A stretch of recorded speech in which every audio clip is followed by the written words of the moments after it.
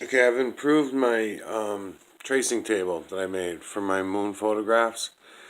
And I just want to go before I go into that and tell you what I'm seeing by doing these photographs now and explain a little bit of this because this has been something that's always bothered me, and it seems like we're going to finally have some explanation for some of these things.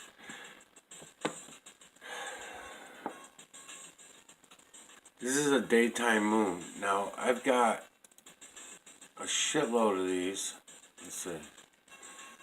Daytime moons, photos of daytime moons.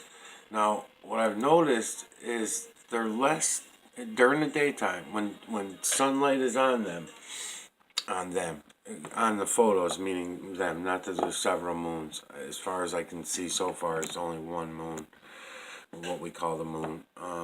It's just not what we think it is. So this one always bothered me because you can see the blue through it. You know, you can see the blue through the blue neon through the moon, and it still bothers me to this day. And then even in the shadow, it's supposed to be the moon's shadow. Now this moon's supposed to be out in outer space, in the vast dark of outer space, 238,000 miles away, 243,000 miles away, depending on who you ask and what day it is. So when I was looking at this over the years, many people figured, the moon is in our immediate vicinity. It would have to be, but now the whole system, it turns out, is right in our vicinity. There is no such thing as outer space, and people are going to have a hard time grappling with that. But I'm just going to leave everybody behind on this because it's just, might as well just keep going. Just keep going. I keep finding more shit every day, and if I just open my eyes and listen with my ears, I got it.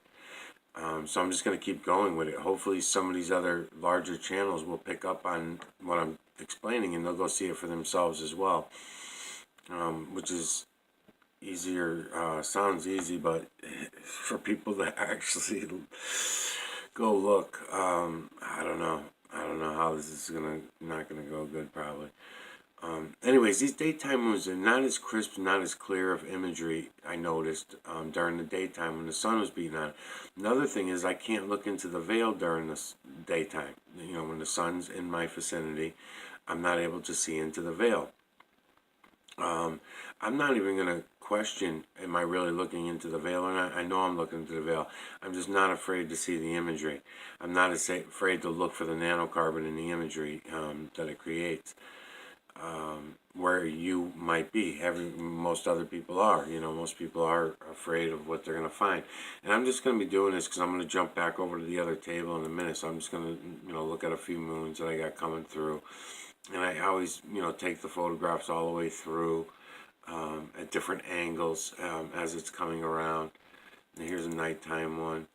Here's a nighttime moon image. Again, none of these with contrast yet. I haven't put any filters on or anything like that yet.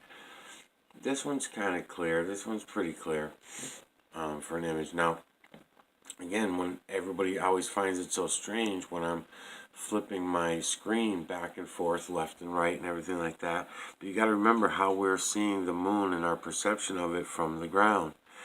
And also nighttime perception and daytime perception, the light coming from behind the moon, because we always think it's the sunlight beating off the moon that gives the moon its light. It's not.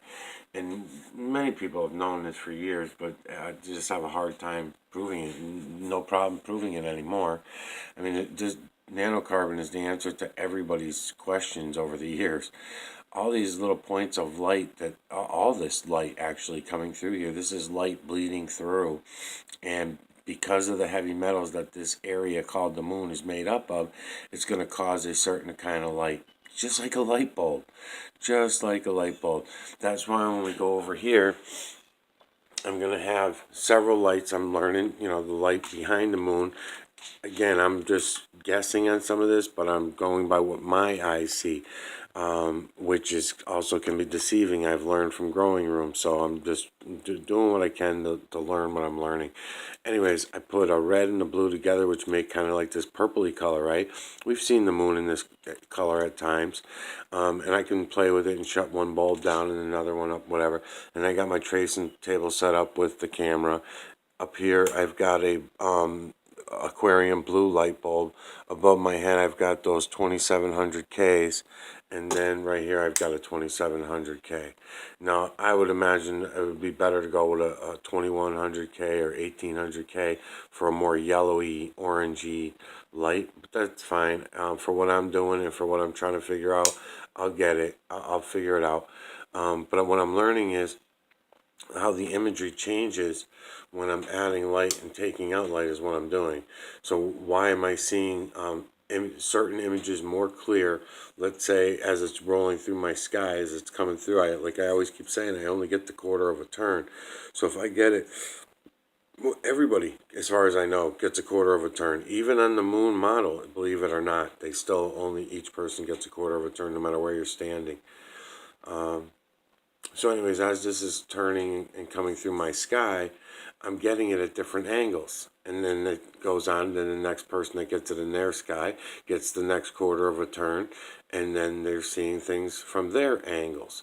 So that's why I think doing 360s on the telescope, because what I do is I set up the telescope and I just do 360s with this camera on here. And I've been turning in, quarter turns, eighth turns, whatever. So I just go like that, snap a shot, or take some video. Go like that, snap a shot, or take some video. Go like that. So by the time I get around, now that still doesn't give me the shadows, is what I'm learning. The shadows from the imagery.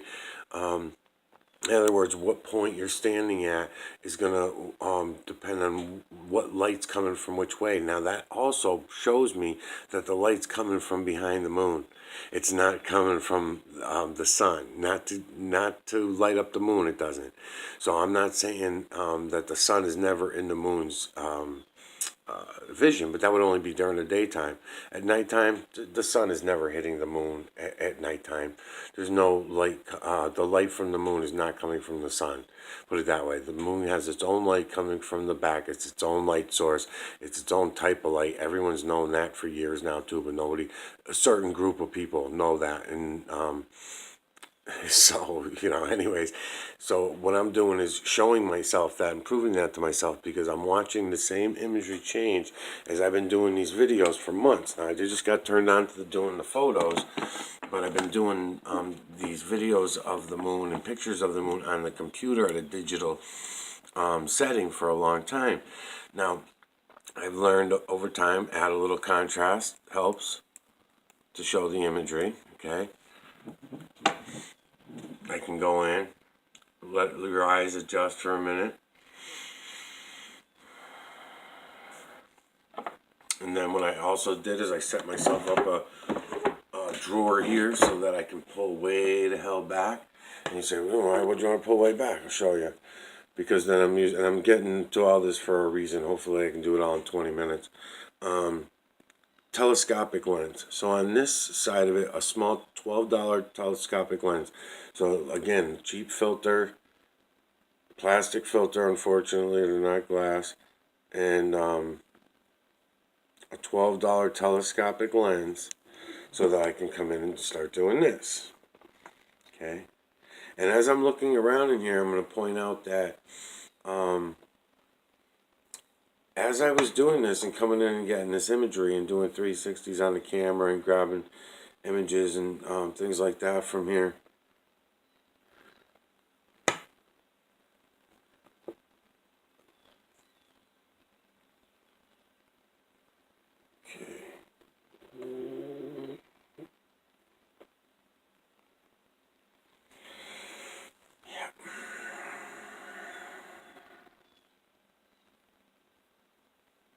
unfucking believable, man. What was I got lost in thought. So Yeah, when I'm outside, I see this with my eyes now.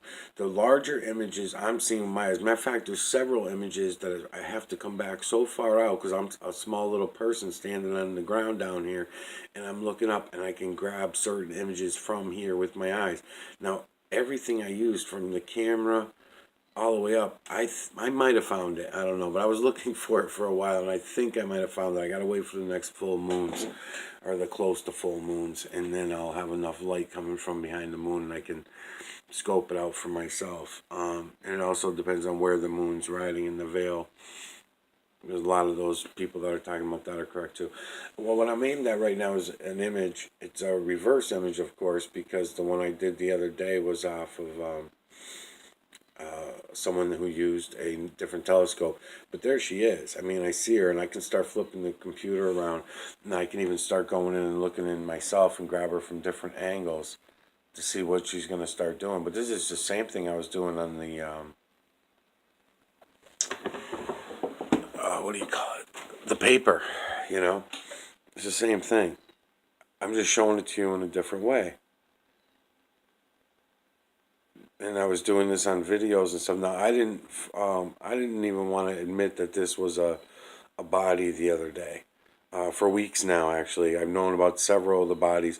I just started talking about a different one, maybe like 3 weeks ago, because I wasn't sure. You know, I wasn't sure if I was seeing what I wanted to see, especially because they're feminine. The ones that I keep noticing. I mean, there is another one there that I'm going to call it a canine, and he almost looks like a horse galloping from certain area. Where is he?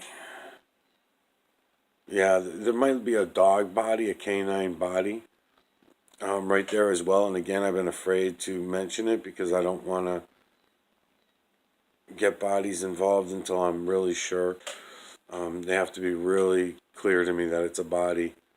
And then I also found some fingers coming over, and some other things too. So, I mean, I think that's great because, let me get this straight. I'm just going to show you around a little bit before we hit the paper. Because what I'm trying to show you is this imagery is the same here. Now, these are years and years of pictures of the moon that I took, plus pictures that other people have online, that other people had taken. That I'm looking at through these, and it's always a match. You're going to see these same images. That's why I keep coming back here. I'm trying to show you on a digital level, like all these things are back here. I want to show you how you can get them in much more clear. Don't be afraid of what you're going to see in the photographs as well.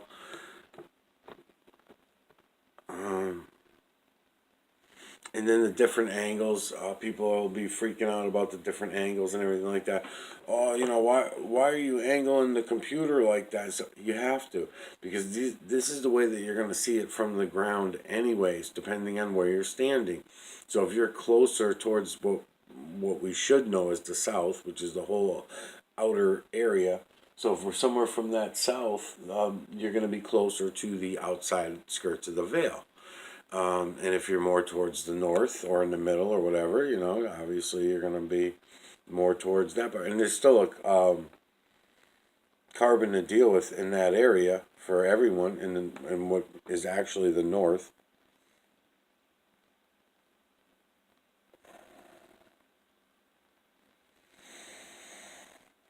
Anybody just coming to my videos, you'll be confused. Try to watch some of the videos or go watch my video on my model. You'll see the model in the picture. It's not marked model or anything. I did a few of them though.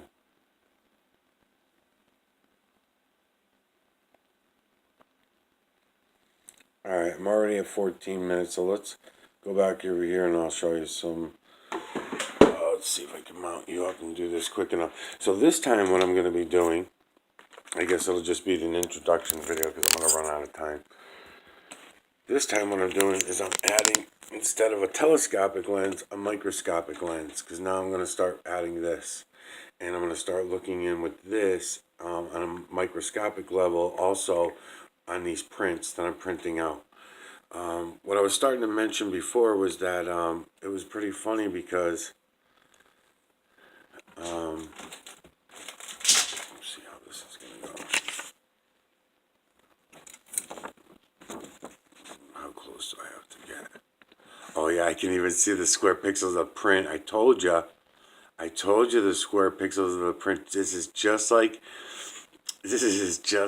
I was telling you about the digital effects on the computer. I told everybody, see, the nanocarbon I'm looking for are the triangular shapes.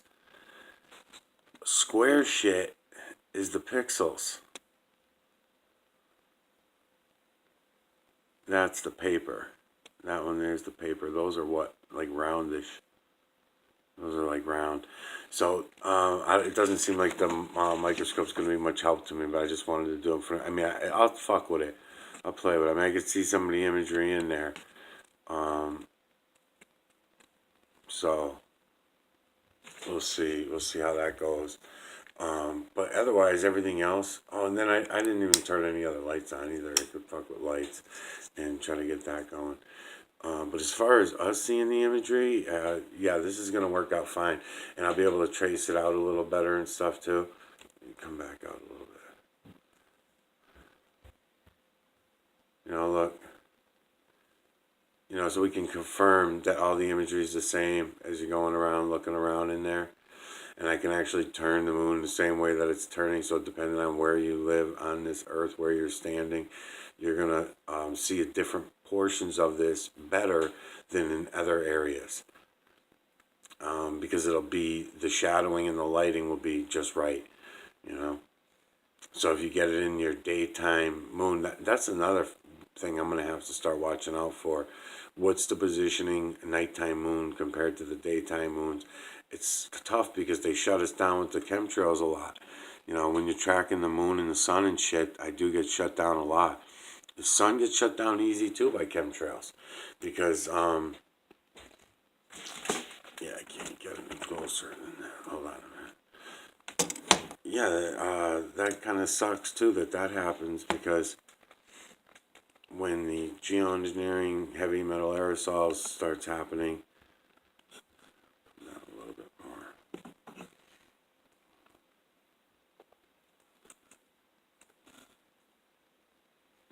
I'm going to hang this there. Let's see. And I'm going to try a couple different lighting things, situations here.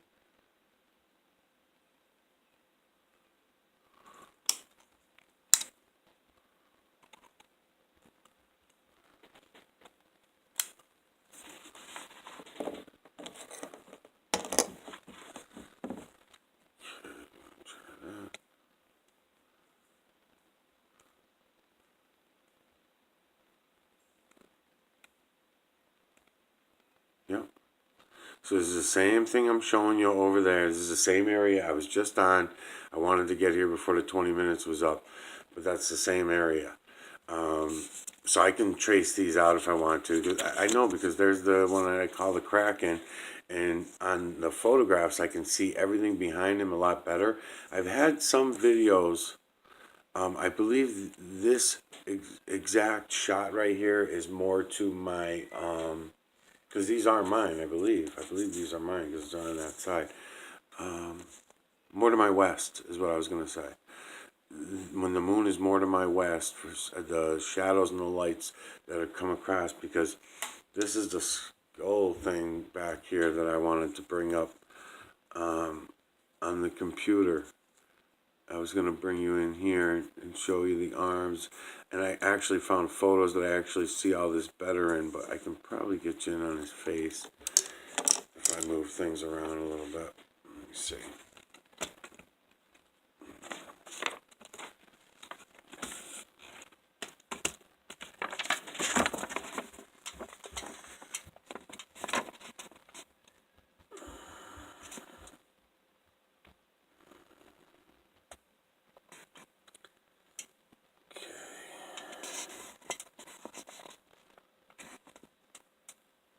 I'm just looking around since I'm here, but he's over here. We'll get him. Get him today. We usually get him right about here.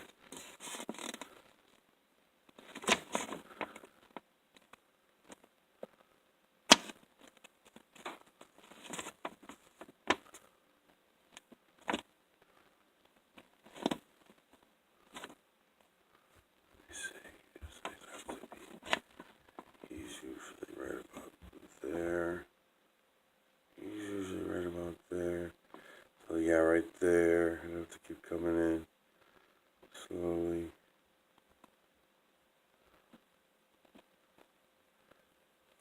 Well, I can see his face the most clear that I've ever seen it, even on the computer or anything. And no, I don't see the body where I am here now. I see another larger face, but let me see if I can show you the one I'm trying to get to. What's that pointer?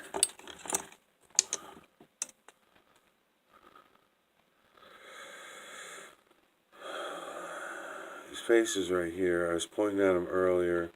Eye, nose, mouth, small little head in here, but there's a certain light and catch that I get him, and it appears that he has arms, but in here I'm just getting the larger images. I'm not getting him so clearly with the arms and the legs. There's some 3D stuff back here too. I'll see if I can get in. It's right here, usually from this angle as well. This one's always 3D, even on the computer and stuff. Right there.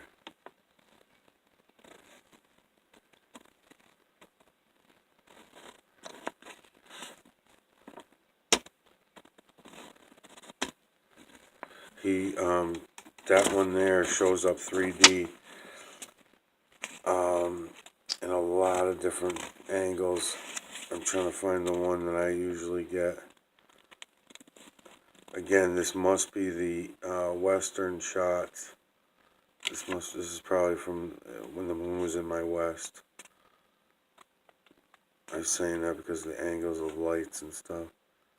Yeah, I like doing the photographs a lot. It can reconfirm things for me when I'm seeing the same imagery over and over and over. Alright, I'm already at 22 minutes, so let's let you look right here for a minute, and then I'll go to another photograph. And by the way, my printer sucks, so my print, but I'm glad, because it started doing is it's giving me layers, and I can put the layers on top of the layers to look in on it and shit like that, as long as they're the same size. That's been working out good too. And again, I could be playing with light right now and trying different lighting.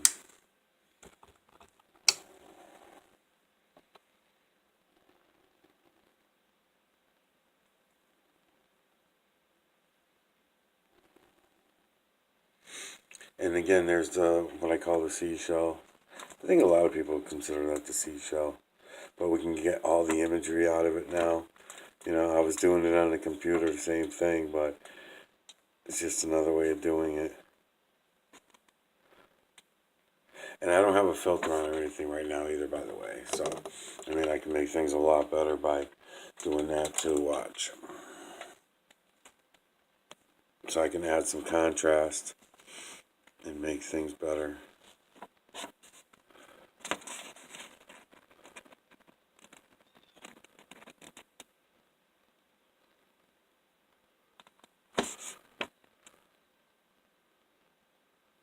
Let's see. Yeah.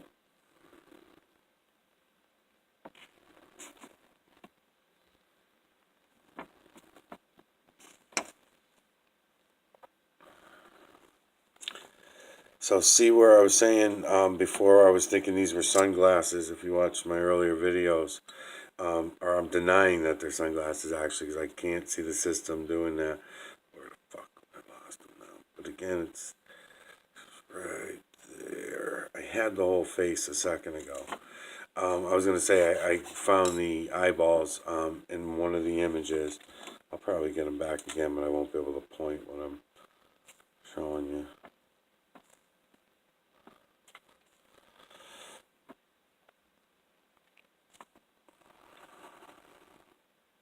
Right there, right? Here he comes. I'm getting him. Okay. So somewhere around right there, I got those two eyes off that thing that I was calling sunglasses. But then the seashell, look what the seashell turns into. See the other two eyes coming out? Now those two eyes work in a lot of different directions.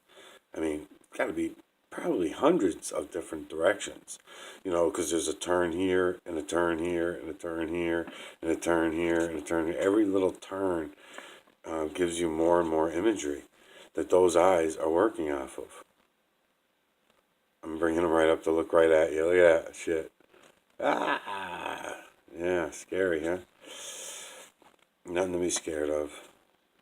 This is our system. We deal with it. Denying is just ridiculous. Yeah, this is a long video. It's not 25 minutes. So I'll end it. But yep, here we go. And here's a possible another body because I see the neck. I see the neck right there, and this is all part of it because there's the face of the other. Right. Or is she on that side now? Yeah, I don't know. And there's their eyes. There's their eyes. And that face.